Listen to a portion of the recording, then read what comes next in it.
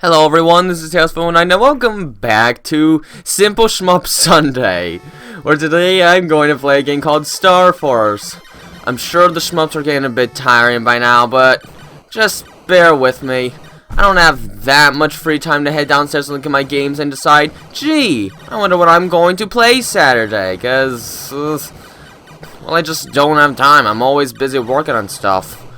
The free time I do get, 99% of it, I'm anime and unsourced filmmaker.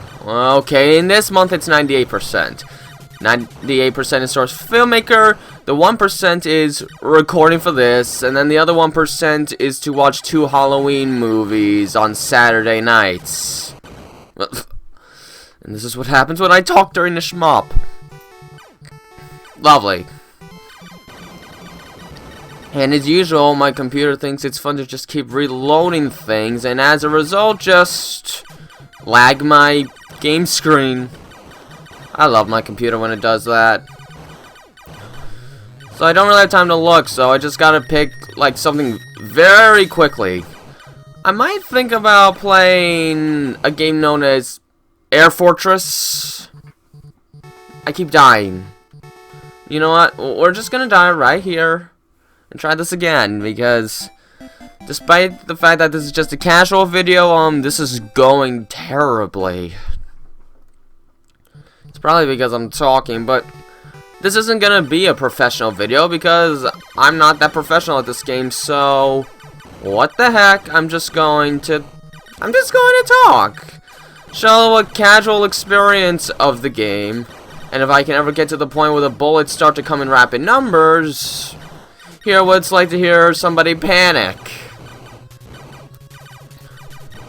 Although I can say one thing about this game, it is pretty much the example of the Caravan shoot 'em up.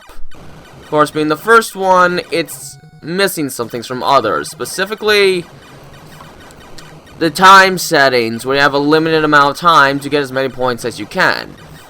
But still has the general look and style of a Caravan shooter, and there are secrets to find to increase your score, which I believe is another thing about Caravan shooters. I haven't played that many, so bear with me. I played some of the Star Soldier sequels, and those definitely have Caravan modes. Thinking it's the Star... Oh my gosh, I can't do that anymore. I get itchy every time they show up now. Where... But seriously, where's the power-up? There it is. Give me that power-up. That power-up lets us move faster and get a rapid fire, which is so nice for my fingers. However, I think you have a bigger hitbox as a result. Now, the bosses are easy. They just shoot a couple of bullets at you and move side to side. The direction they move is based on your score, actually. And it's based specifically on the hundreds digit.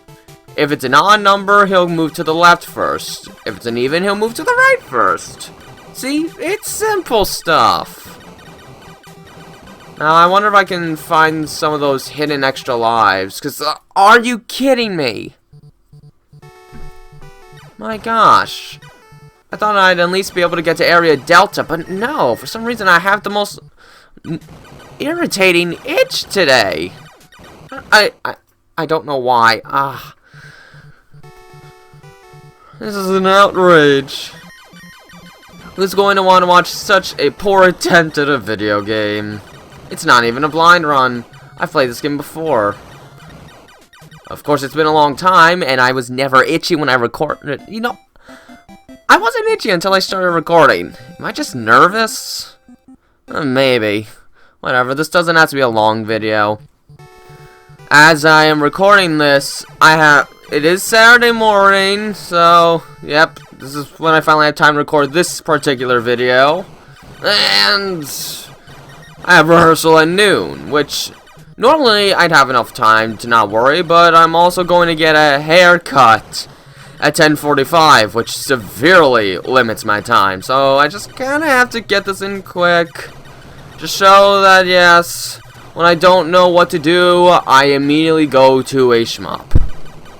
I do like the shoot 'em up genre a lot. The shmup, in my opinion, is just a very fun genre to mess around with and just ultimately fail, because let's face it, most of us are not going to live on forever in shmups. I mean, I'm no Jimers or Iconoclast. There's another YouTuber I know. I just can't place the name at the moment, but those really Peg is one of them, and Pericles, STG, I believe. Yeah, I will never be as good at shmups as one of those YouTubers, but I almost don't really care. They're fun. But I'd not like to fail harder than usual because I'm recording and I'm itchy. So the boss is gonna move to the left first. Alpha target. I'm not sure if the pathetic boss thing is part of the Caravan. Now that I think about it, Summer Car 182 Rekka's pretty much a Caravan shooter. Just one on steroids. And is one of the early attempts at a bullet hell. I think of all the kinds of shmups, the bullet hells might be my favorite, just because I love seeing the unique bullet patterns that they present. And I think I'm better at them than older shmups that like to rely on snipe shots. I hate snipe shots, they're annoying. But in shmups, the things that probably get me the most are suicide bullets and bullet walls.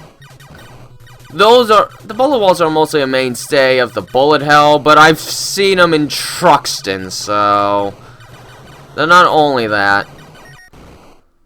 Of course, to be fair, Truxton is the company that spawned companies like Rising and Cave after the company went bankrupt, so shmup history in Simple Shmup Sunday, where I can supply more than just basic rudimentary gameplay as these enemies follow me. These enemies are a little unique in that when you kill them, they split into suicide bullets. Thankfully none straight at you, so as long as you're able to move down a bit, you'll be alright. Alright there, I found the 1-up. There's always a 1-up hidden somewhere within those question marks. One of them will have a smiley face, which gives you the 1-up. The others are just grumpy faces, because I guess they're just cranky that you woke them up from their sleep. I don't know. This game doesn't even have a story. It's just a random Caravan shooter for points. The game's completely endless. If someone made a story for this, I'd be stupefied. Oh, this thing's kind of like a smart bomb, and I guess we're gonna just shoot it down now because there's no more enemies to kill, because it's time to fight a boss. And this is the beta target. They go through the Greek alphabet. Okay, it's gonna go to the right. Oh, I forgot. I'm slower because I don't have the power-up. And I almost got shot like an idiot on the easy bosses. The bosses and mini-bosses are without doubt the easiest part of the game. So shooting down those bees, they're for the end stage bonus. Dang it. And since I died with one on screen, that means it counts as a loss. Lovely. These things are annoying. Not as annoying as some others, but they're still annoying. Okay, cool. Cool. I got it. Ghoul? I mean, it's the Halloween season, but oh, come on, why am I doing so bad? I'm not that bad at the game, am I? I used to be somewhat decent. I used to be able to get to Area Epsilon on a pretty regular basis.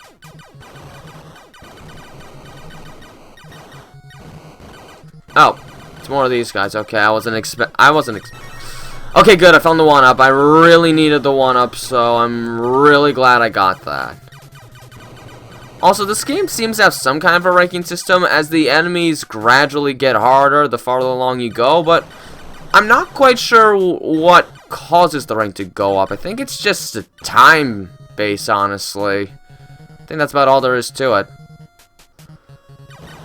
I think they're getting faster. Whew. Oh, look, we're about to encounter a mini-boss. Every time you see these guys, it means a mini-boss is about to come. And now that they're shooting bullets, they're a threat. But I dodged them kind of decently, so finally I'm showing some skill. Supposedly you can get like an 80,000 point bonus if you kill that mini-boss while the center's still flashing white, which just so happens to be before any part of it forms. Which, I'm not sure how you're supposed to do that without an insane rapid fire. And no, the rapid fire from the power-up doesn't count. It needs to be some kind of an auto fire, pretty much. Because I don't think any humane person can actually mash the buttons fast enough for that. Maybe they can, maybe I'm just lazy. I don't know, this is gonna go to the right. I missed a lot of capital B's. But there, finally, Area Delta. At least I can say I'm doing alright for my standards. I think I'm also better at the bullet hells than I am at regular shmups. I mean, generally the bullets in bullet hells aren't quite as fast as in regular shmups. It's a bit more of a methodical style, focusing on the memorization of attack patterns as opposed to just enemy positions and having the quick reflexes to dodge how fast everything in a regular shmup can be. I'm just searching for bonuses. I don't want to miss them. Oh, look at that. Look at how fast those things spin around. Oh, shoot.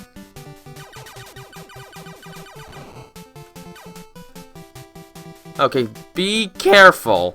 Oh my gosh, enough with this. This is a little bit of a cruel setup if you ask me. Oh. Was there really so much on the screen that they couldn't? Oh, man. Oh, well. At least I got the 1-up from getting 200,000 points. In terms of score, you can only get 3 1-ups. One for 50,000, one for 200,000, and one for 500,000. The rest of the lives had to come from finding the secret happy face within the question mark blocks, which unfortunately in this particular section of space, there are none. And it's not just because I'm in Area Delta. The map just moves on its own when you're not fighting a boss. But usually you get to this area starting in Area Delta. Usually. As far as I'm concerned, what determines when you'll fight the boss is based entirely on how many things you... Oh, come on, that was almost a pro dodge, and the boss was about to come, too. Okay, it's gonna come anyway. That's fine. At least I'll get to Area Epsilon, so I can say I did alright.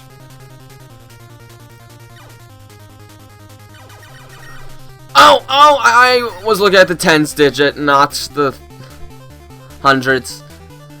Now, if you miss a boss, then congratulations. The area just continues on for a bit longer. Not that it really matters, because you're going to be going to the same screens anyway.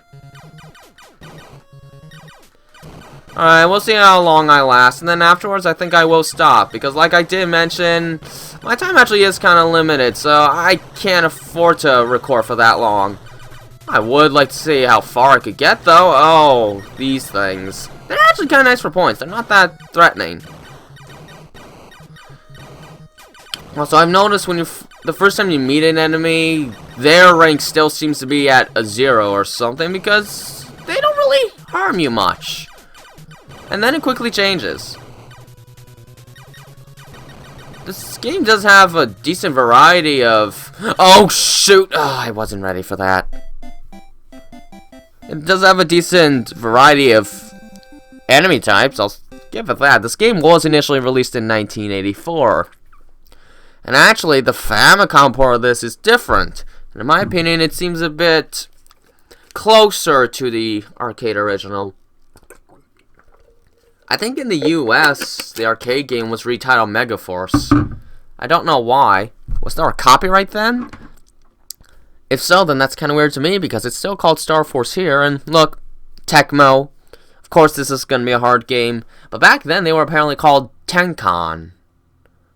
I wonder why they changed. I don't know, but...